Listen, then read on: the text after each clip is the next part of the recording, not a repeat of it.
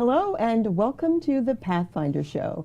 I am Toni Gorman, your host, and today's show is being brought to you by doTERRA Essential Oils. And today I have with me Jennifer Anderson. She is a life and leadership coach, and we're going to explore what a life coach is and a leadership coach and how they come together. Jennifer, welcome to the show. So good to have you. Thank you. Listen, I want to ask you first off, have you always been a coach, and how did you get in the industry?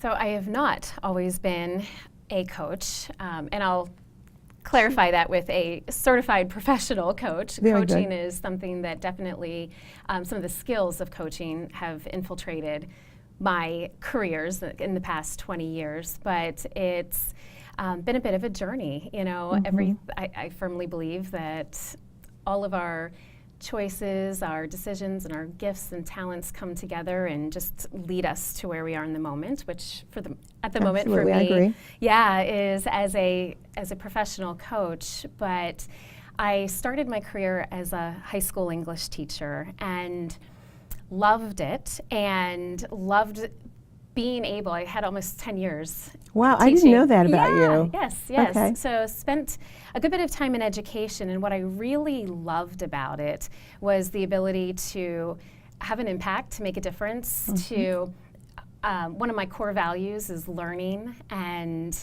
to collaborate with others. And I felt like it was such a gift to be able to do that with teenagers. Sure. You know, and to be able to challenge their thinking, challenge their perspectives, Right. How they viewed themselves and the world and themselves in the world. And now that I, am in the place I'm at now, I really see how there were elements of coaching, During during that time. With And these, I'm sure they really miss you.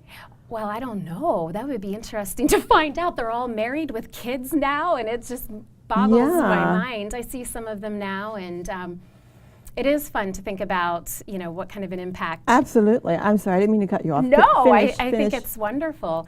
Yeah, so when I left teaching, I stopped so that I started having my own children. I have 4 kids, and I realized that I didn't last very long in the just pure stay-at-home mom Right. role. Same It here. was that. Now I see that it was just this, in honoring my values, because I'm very clear on what they are now. At the time, I would never have thought to check in with myself and Good. what my values are and are they being honored here. But there were some that just were not being honored at the level that would lead me to feel satisfied. So how did you come to your values and what are they? Yeah, it's a great question, and this is something that's always one of the first things that I do with my coaching clients. Okay, I'm getting ahead of myself. Is that No, all right? I love this. This is Okay. perfect because I think it's really important for us to check in and to really understand values. We're not really talking about morals and Right. ethics. We're talking about the core guiding principles for our life. Those things that need to be present in order for us to feel really satisfied and joy-filled in everything that we do. They guide us in making our decisions.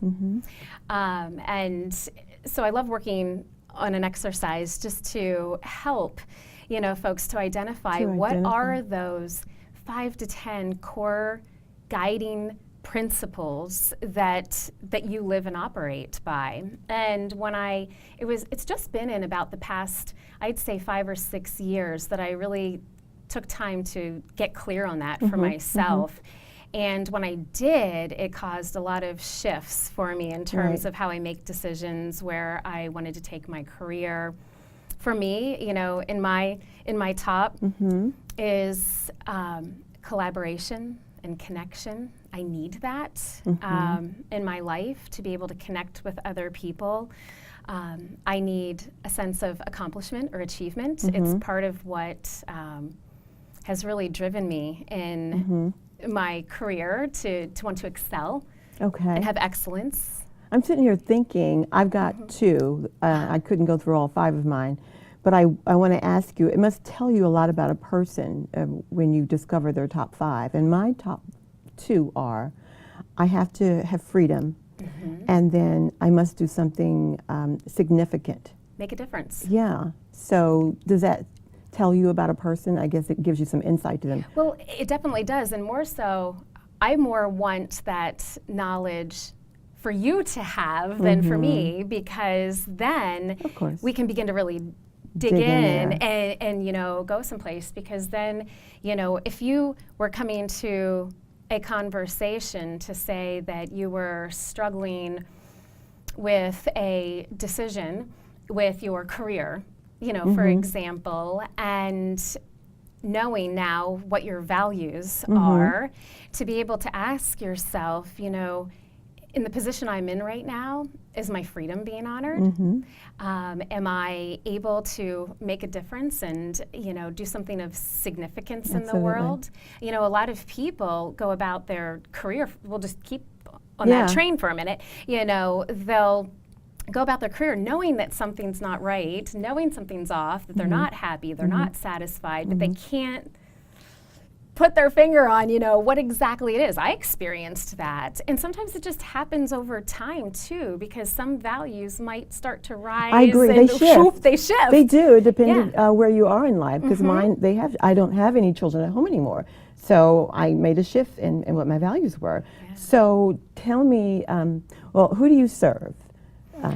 Yes, great question. So most of my clients are entrepreneurs. That's who I have a huge heart for, is working with people who are self-starters. They've started a business. They may be, after I left teaching, I went into direct sales. That was my way of wanting to make a difference, have an impact. I didn't see it as just, a way to make some money and a little fun thing for a stay-at-home mom to do. For me, I saw it as an opportunity to have a career and to be able to support other people in building a business, building a dream, a lifestyle. I know sometimes it sounds cliche, but I really did see that. I believe you. And I built a incredibly successful business. I rose to the top of level of my company and nationwide team. Loved it, and that's where I was introduced to coaching. Got it. So that's where, I had a coach that worked with me within my company, and when I saw the results of being able to have somebody to hold me accountable, to break down goals, to challenge things for me, I then sought that was a complimentary coach, given to me in the company, and I thought, what would happen if I found somebody outside of my company who could be completely objective. In coaching, it's our role just to be non-judgmental, to have just a space to hold for the client, to be their own expert, and be able to really dig into not just helping you to set goals and be accountable to them. Because that's what I thought it was. So that's a component of it. Part of coaching is taking somebody where they are and moving them forward, to a goal, whatever that may be, and breaking that down and being accountable throughout the process. Masterful coaching goes a lot further than that.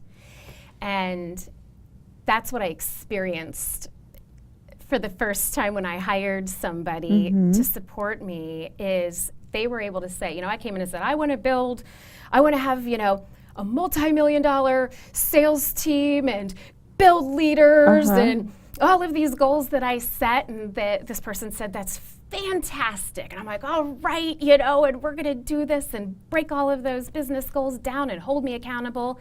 And they just pulled me back and said, you already know everything. You need to know to do this. What's been stopping you this whole time? And it went right into the internal stuff. And, I did know everything, but the coach was able to address what were my thoughts and beliefs about my ability to do it.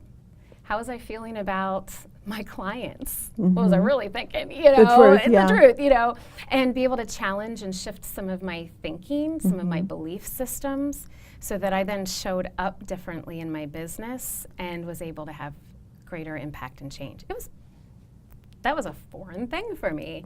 And I took that and was able to, because learning is one of my top values. I know. I was just like, taking all of this in and thought, I need to do this with your leaders clients, and people. And so I started and I saw how it affected my team. And so what's the difference in a therapist and a life coach? yeah. Because I thought they were similar, but without degrees or... Yeah, I mean, there's definitely different degrees. As a coach, I have certifications and credentials. As soon as I realized this is what I wanted to do, with my life, it was important to me to get the learning. Anybody can call themselves a coach. A coach, I know. And people do. And some of them are crackpots. I'm sorry to say that, but it's like they're a dime a dozen now. So how do you figure out who's the best coach for you? Yeah, that it's great, and I'll address the therapy part too. Please do. Yeah, it's because it is pretty much unregulated at this point in time. I think it's all the more important because it's a big investment. I mean, you're investing money, you're investing time, energy, your desires to move forward with your life. I don't take that lightly when somebody hires me, and I want people to take that seriously too when they're looking for support and to be clear on what they want. And so being able to, there are many people who call themselves a coach and they're brilliant. They're wonderful. I think they should just be motivational speakers if they can't take you all the way like you're describing. Well, and they may be able to. They absolutely may be able to do that. But there are ethical considerations that are a part of it. There are skills, resources, tools that differentiate, somebody who is certified, and credentialed. I also made sure that I was credentialed by the International Coaching Federation. I've done my training, I'm wonderful coach training school, the Institute for Professional Excellence in Coaching, just wonderful. Excuse me. But yeah, when you're looking for a coach, I think that, while credentials and certification is important, I think what's really important is to find somebody that you can really connect with. So I don't just take any client, I do want to spend time with them first to know that, we're a good fit, and that I can be clear on what it is they're looking to do and, what it is that's brought them to coaching, and so that they can feel comfortable with me as well. Therapy and coaching. Yes, explain that. So the difference here, and there are many therapists who are coaches who are also I know one who's awesome. Therapists, wonderful. The intention and motivation behind what coaches and therapists do are pretty much the same. I mean, the goal is to have a client move forward in their life with, to be satisfied, to achieve a way of being that's important to them, maybe a goal that's important to them. Therapists very often have to deal with going back into maybe a client's past with trauma there may be to heal. Their goal is to get the client to a healthy emotional state. Correct, okay. So they can then move forward in working on what it is that they want to do or change or accomplish. So there may be, they may be have a client that has to that's dealing with depression, anxiety, something that was pretty traumatic that they need to deal with before they can get to that healthy emotional state to move forward. So there's definitely some pretty big differences there. Whereas with coaching, we'll take somebody who may feel stuck, may have some things that are, or they're feeling very apathetic or angry or whatever it may be, and they just can't seem to move forward or get past. And we'll work with, them on identifying what is it that has them so stuck, and to get to a place to be able to move forward. It's a little different. What's the difference, because you are a life coach and a leadership coach, so do they intertwine together? Yeah. Yes. And the only reason I put the two of those together is the bulk of my work is with entrepreneurs, it's with folks who are in a leadership position or wishing Right. to, or like emerging leaders wanting to work on maybe their confidence, their communications, developing skills that they know they need to move forward into their Okay. leadership roles. The life piece that's in there is, it's really hard to address our business and our leadership without our life coming into this. Absolutely. So both are addressed, definitely addressed. And some people, they just know me, they know my reputation, and they may not have a business, they may not have, you know, anything that has to do with their career that they really want to work through, but they know the work that I've done, and they just want to work on their time management. They want to work on That's what I would want to work on. like transitions or anything of that sort. And so So if someone comes to you and says, well, you know, I need help with time management, just walk me through just a little bit of that. What do you do first? What do you say to them, or what does it look like? what does it look like? Well, it varies. Okay. It definitely varies. So my coaching relationships definitely begin with a real look at the whole picture of a Okay. person. So rarely is it just this One thing. piece. There's a reason behind it. There's Okay. a reason behind it. So I like to get a full picture of the person. Okay. Dive into, there's a wonderful assessment that I use. It's an energy leadership assessment that really provides a beautiful snapshot of how a person really is perceiving themselves and the world and Oh, I their bet place that's in it. eye-opening. It's very eye-opening. There's different energetic levels that we all present with that can change. That's the beauty of it. You know, you can shift your energy, shift your perceptions, and how you show up. And it also takes a look at how you show up under stress, which is just as eye-opening, you know. Absolutely. And I like to start with that because when I start with that with a client, it opens up a lot of opportunity to see what kind of things keep them stuck,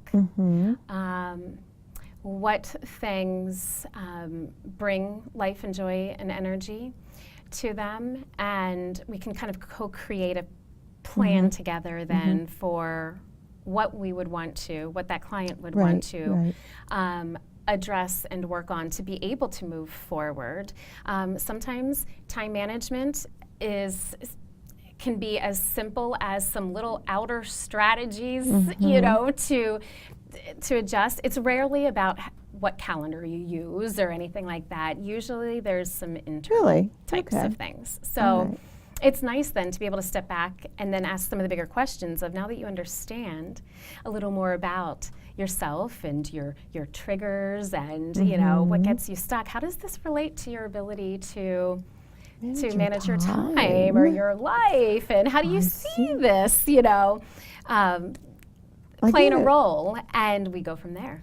So I'm sitting here thinking, if I'm going to hire a life coach like yourself, someone who's really detailed, I've got to be prepared to be vulnerable in some areas. And obviously, along with that is I have to be absolutely honest. But do some clients find it hard to do that? Does it take a while for you to get them to move into the places you need them to move into, or are they pretty much ready? It depends. Okay, that's fair. You know, to be fair, you know, it's definitely delightful to work with somebody who's very open to the process, and it does, you know, make it easier, but we all have stuff, right? Yeah, you know, and the biggest thing for me is just to create a space of trust, and, you know, everything is confidential, no judgment whatsoever. Good. None. What's true for you is true for you. It doesn't have to be true for me. That doesn't remove the truth for you. Right. It doesn't cause you to judge them that way. No, not at all. And that's definitely, I think that comes, there's some practice that comes along with that. It's hard not to want to jump into somebody's story and jump into the box with them and, you know, go there. But there is definitely some vulnerability that comes into play. And you know what? When somebody's not ready for that, that's fine. You know, we challenge a little, you know, we dig a little, we probe a little, and we back off when we need to back off. So typically, if I'm going to hire you to be my coach, how long should I expect? I mean, is there 9 months, a year, 6 months? Every coach is different in how they set up how they work with their clients. You know, for myself, I ideally like to start with about 12 sessions just to really be able, you know, it's hard to, there's very rarely that quick Band-Aid fix. You know, sometimes there is. I mean, sometimes one session and we break through something huge for someone and it's great, but then what next? What after that breakthrough? You know, how do you stay in that place and space? And, you know, I like to have that follow up and follow through. So, and that one thing may then open up to the next whole, you know, other things. So I do like to have that consistency, that accountability, that time with somebody. And I've had people who've stayed with me and they just keep going and going. Yeah. And then others are great and they move on, and it's wonderful. That thrills me, you know, that you know, somebody's Well, I want to share with you all that Jennifer and I actually, we met because we were both speakers at the same event, and we sat beside each other, and I think I spoke before you did, and then it was her turn, and she said something, she did something for me, and it just blew my mind because I thought I knew the true meaning of this word. And when she spoke, I was like, you're kidding me. So I'm going to say the word, and then you share what you said that day. And the word is balance. She helped me to understand what balance really is in life. So I'm going to flip it for a moment. Go ahead. Why don't you tell me what you thought balance was? I thought, as we often see in our minds, I saw a scale. And I think you had a document or something, or was it, I don't know if you had a scale or not, but anyway, I saw it was a scale, and I always thought that if it tilted one way or the other that I wasn't balanced and everything was off. I always thought that everything had to be even. That meant things had to be good in my family, things had to be good with my finances, things had to be good with my health and wellness. Just clear across the board. And if one thing was off kilter, I just felt like a failure. I thought, well, I'm never going to have balance. And I've been trying to do it all these years.